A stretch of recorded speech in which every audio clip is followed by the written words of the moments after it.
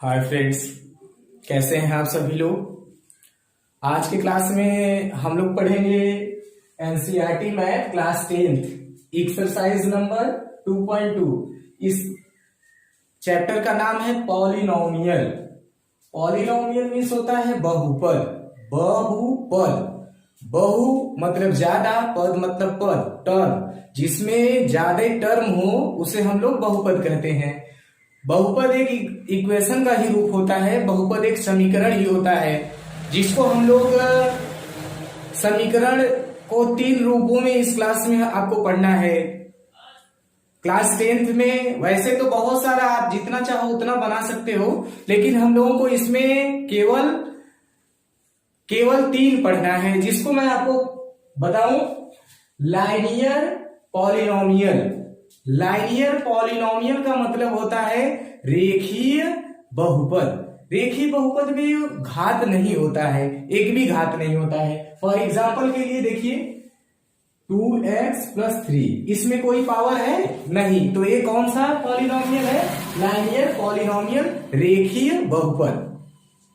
Second की बात कर लेते हैं, क्वाड्रेटिक पॉलिनोमियल। क्वाड्रेटिक पॉलिनोमियल का मतलब होता है द्विघातीय बहुपद, जो इसमें हम लोगों को इंपॉर्टेंट रूप से पढ़ना है। द्विघातीय बहुपद का मतलब होता है जिसका किसी भी कांस्टेंट का नहीं, वेरिएबल का पावर 2 हो। जैसे एग्जांपल के लिए 2x² + 3। अब बात यहां आ गई कांस्टेंट और वेरिएबल की, चर और अचर की। तो एक बार फिर से मैं आपको पहले आप लोग बताया था, फिर से एक बार मैं आपको बताऊं। देखिए कांस्टेंट और वेरिएबल,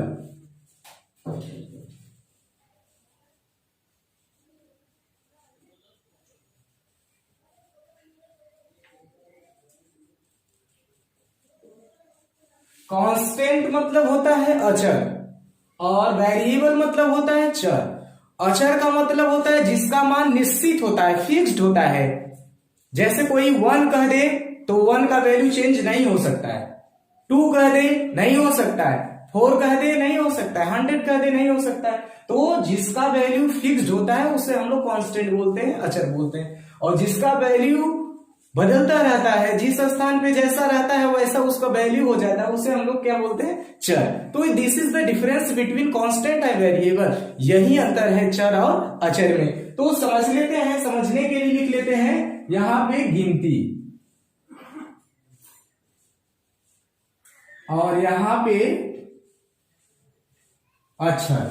जो भी आपको गिनती मिलेगा, ध्यान दीजिएगा, केवल गिनती वह होगा कांस्टेंट। अगर कोई वहां पे अक्षर मिलता है, लेटर मिलता है, फॉर एग्जांपल के लिए चाहे वो हिंदी का हो गया, चाहे वो इंग्लिश का हो गया, किसी का भी हो जाए, वह अक्षर जो है वेरिएबल होगा।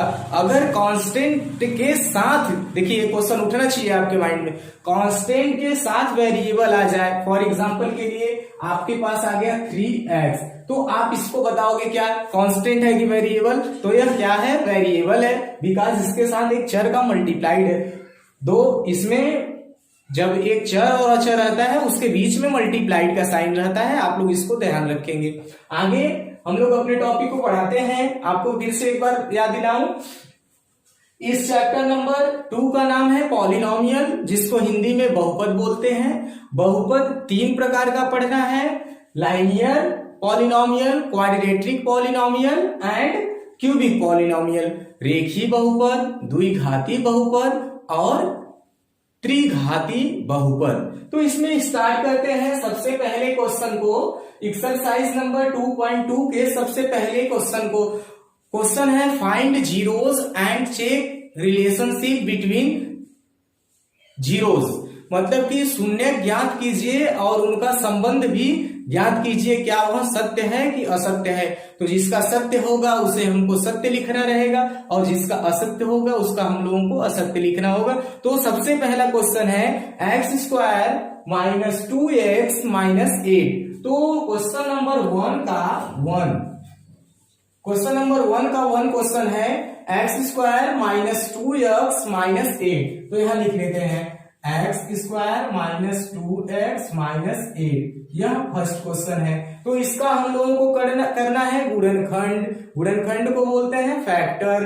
तो फैक्टर स्टार्ट करते हैं, पहले इसको चेक करते हैं। यहाँ पे कोई नंबर नहीं रहता है तो 8 को ले लेते हैं। 8 का ऐसा खंड कीजिए, ऐसा फैक्टर कीजिए कि एडिशन या सब्ट्रैक्शन या जोड़ या घटाव करने पर 2 हो जाए।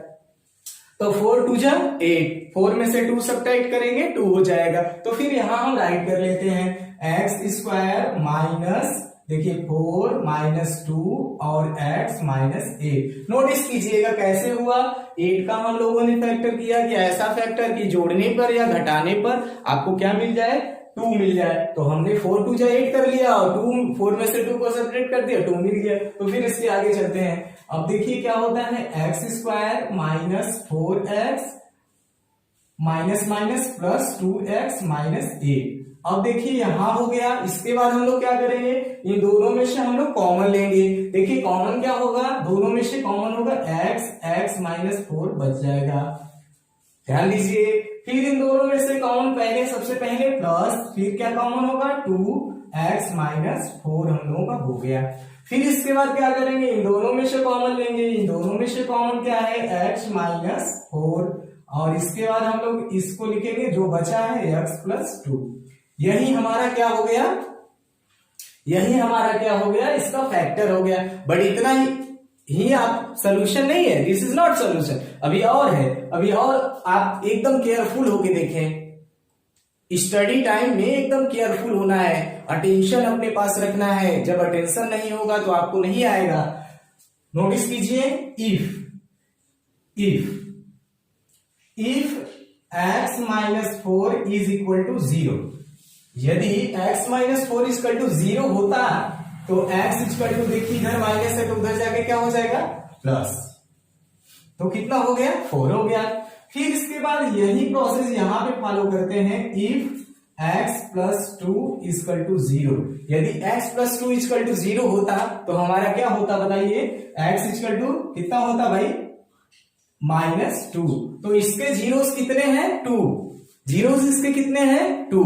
तो यहां पे हम लिखेंगे जीरोस को शो करते हैं, पहला अल्फा और दूसरा बीटा। तो अल्फा इक्वल टू, हम लोगों का ये जीरोस है, जीरोस शो किया जाता है, और तीसरा है गामा। ये अल्फा है और ये बीटा है और ये गामा है। तो शून्य, जीरोस में शून्य, तो ये हमारा शून्य का आ गया, zeros equal to 4 comma minus 2। ये शून्यक है, जीरोस को हिंदी में बोलते हैं हम लोग शून्यक।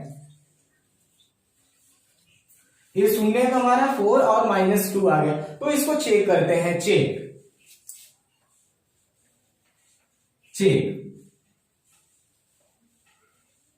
जीरोस,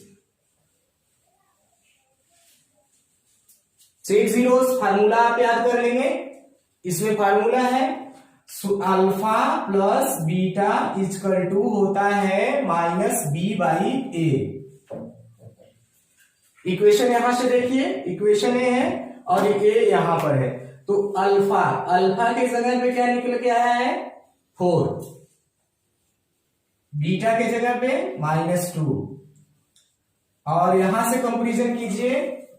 देखिए कंपैरिजन करना मैं बता दूं एक बार से आपको, नोटिस कर बोर्ड पर रखिए। कंपैरिजन करूं, स्टैंडर्ड इक्वेशन होता है ax² plus bx plus c। यह स्टैंडर्ड इक्वेशन होता है क्वाड्रेटिक के लिए। अब इसके बाद इससे कंपैरिजन कराइए x²। हाँ, तो इसके बाद यहां से कंपैरिजन करेंगे। a के प्लेस पर 1, तो 1 हो गया। b के प्लेस पे माइनस 2, तो यहां पे हम लोग क्या लिख देंगे, माइनस 2, और a के प्लेस पर 1। तो यहां से देखिए ए माइनस पहले से था, तो एक माइनस यहां से आया, तो माइनस माइनस क्या हो जाएगा, प्लस। तो यहां पे हो जाएगा 2, तो 2 इक्वल टू 2, अर्थात यह जो शून्य है हमारा राइट है। Left hand side equal to right hand side, यह हमारा शून्य क्या है, सही है। तो इसके आगे आप लोगों को मैं एक और बताऊं कि सबसे पहले एक क्वेश्चन और लेते हैं। इसमें एक क्वेश्चन और है, जैसे 3x² माइनस एक्स माइनस 4, यहां लेते हैं 3x² minus x minus 4, 3x² minus x minus 4। तो इसका सबसे पहले आप लोग फैक्टर निकालेंगे। तो 4 3 जा 12, 12 का ऐसा फैक्टर हो गया कि यहां पे कोई डिजिट रहता है तो उसमें मल्टीप्लाई कर लेते। 4 3 जा 12, 12 का ऐसा फैक्टर कीजिए कि 1 हो जाए। तो 4 3 जा 12, 4 में से 3 सब्ट्रैक्ट कर लीजिए। ये देखिए यहाँ पे हो गया 3x² minus 4 minus 3x minus 4। अब इसको अंदर करेंगे, 3x² minus 4x minus minus कितना प्लस 3x माइनस 4। अब ध्यान से देखिए, इन दोनों में से कॉमन कितना होगा x, बचेगा कितना 3x माइनस 4। यहां से क्या होगा +1, क्या बचेगा 3x माइनस 4। अब देखिए इसके बाद क्या होगा, इन दोनों में से कॉमन कितना हो रहा है 3x माइनस 4। तो 3x माइनस 4 हम लोग कॉमन ले लेंगे, बचेगा कितना x प्लस 1। अब इसके बाद सेम यही प्रोसेस जैसे ही हम लोग यहां फाइंड किए थे, यहां पे हम लोग करेंगे if 3x minus 4 equal to 0। ध्यान से देखिएगा, if 3x minus 4 equal to 0 equal to, तो फिर यहाँ 3x इक्वल टू इधर जाके क्या हो जाता प्लस x इक्वल टू कितना हो जाता 4/3। ये देखिए हमारा हो गया x इक्वल टू 4/3। अब इसके बाद सेम एज यहां से करते हैं, तो ये अल्फा का सम मान लेते हैं, शून्य नंबर 1 अल्फा। इसके बाद हम लोग क्या करते हैं, if x plus 1 equal to 0 होता, if x plus 1 equal to 0 होता तो x इक्वल टू कितना होता -1। जरा ध्यान दीजिए। अब इसके बाद फार्मूला क्या होता है, फार्मूला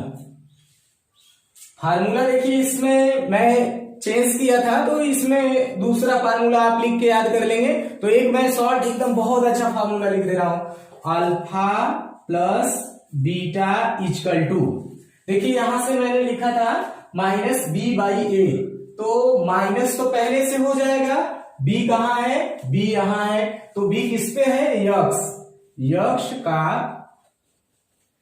गुणांक। इसको हम लोग इंग्लिश में लिखेंगे तो कॉफिशिएंट ऑफ यक्स। और इसके बाद क्या हो जाएगा, देखिए इसके बाद क्या है a, तो a के प्लेस पे क्या है कॉफिशिएंट ऑफ x², तो आप लिखेंगे x² का गुणांक। इससे आपको कंफ्यूजन नहीं होगा, मैंने दोनों बता दिया है, जो आपको अच्छा लगेगा वो आप करिएगा। अब x का गुणांक खोजने के लिए चलिए भाई, इक्वेशन कहां है, x का गुणांक -1, तो माइनस ऑलरेडी है। पहले देखिए अल्फा कितना दिया 4/3, और इसके बाद बीटा कितना दे दिया +-1, और इसके बाद x का गुणांक कितना है, यहां से देख के बताइए -1, तो माइनस ऑलरेडी है तो -1, और x² का गुणांक कितना है 3। चलिए अब सॉल्व करते हैं। यहां से हो जाएगा 4 - 3/3 equal to minus minus plus 1/3। अब 4 में से 1/3 इक्वल टू 1/3। आप लिख दीजिएगा left hand side equal to right hand side. ये हमारा प्रूव हो गया। ऐसे ही आप लोग तमाम बहुत सारे क्वेश्चन दिए हैं आपकी क्लास बुक में, आप उसे करेंगे। तो एक मैं लिख रहा हूं, जरा आप उसको होमवर्क में नोट कर लीजिए और उसको आप कीजिएगा होमवर्क। देखिए कुछ ऐसे प्रश्न हैं जिसमें फार्मूला यूज होगा, तो फार्मूला यूज करके भी आप कर सकते हैं। इसके बाद देखिए पहला 3x² प्लस 5x प्लस 6 एक हो गया। नंबर 2 पे मैं आपको दे रहा हूं 4, बुक में से आपके 4u² प्लस 8u। नंबर 3 पर मैं दे रहा हूं, नंबर 3 पर आप लोगों का t² माइनस 15, और नंबर 4 लास्ट आप लोगों का है, यही आप लोग बहुत अच्छे से करिएगा। Number 4 4s² minus 4s plus 1। 4s+1 ये आपके बुक से है, तो ये आप लोगों का होमवर्क का है, आप लोग इसको करेंगे और जो कोई आपको प्रॉब्लम हो हमसे पूछ लेंगे। थैंक्स।